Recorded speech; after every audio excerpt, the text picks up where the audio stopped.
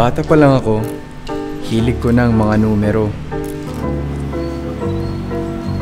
Alam ko, napapansin yun ng mga magulang ko. Numero na ang aking buhay. Kapag nakikipag-compete ako, pakiramdam ko ang husay-husay ko. Alam mo yun, genius ba? Kaso, habang tumatanda ako, napapatanong ako kung may pangarap ba ako? meron naman eh. Pero kung praktikalan lang. Ano kayang magandang kurso? Krim. Ayaw mo mag-criminology? Wag. Ayoko na. Mag-IT ka na lang kaya. Diba, galing ka naman sa computer. Hobby ko lang naman yun eh. Pampalipas oras lang, ganun. Alam yung gusto ko? Ano?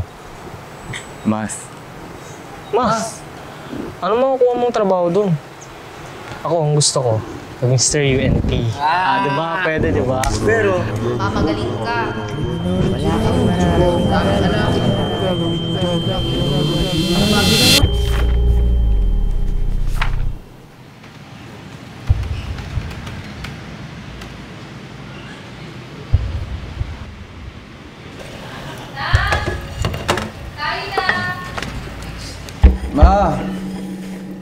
Ma, pwedeng ibang course na lang yung kunin ko sa college.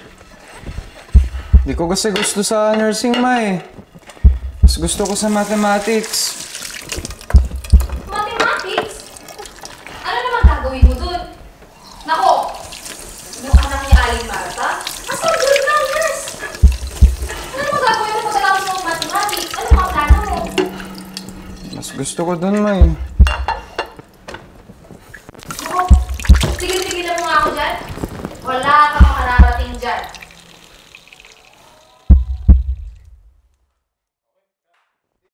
Dapat talaga pagkatiwalaan ko ang sarili ko. Ito na ang unang yapak sa paggamit ng mga pangarap ko. Yes, mathematics. Susundan ko pa yan ng MS Statistics. Hindi man ito kilalang kurso, pero bibigyan ko ng rason para makilala ito. Pinurso ang mathematics kasi doon ako magaling.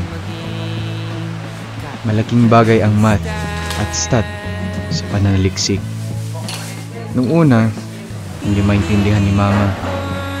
Pero ang numero, nasa paligid natin. Parte ng buhay natin. Mahirap man, pero sabi nga nila, kung di ka nahihirapan, ibig sabihin nun, hindi ka umuusbong. Pero ngayon, kampante na ako. Kasi, nagbunga ang pangarap ko.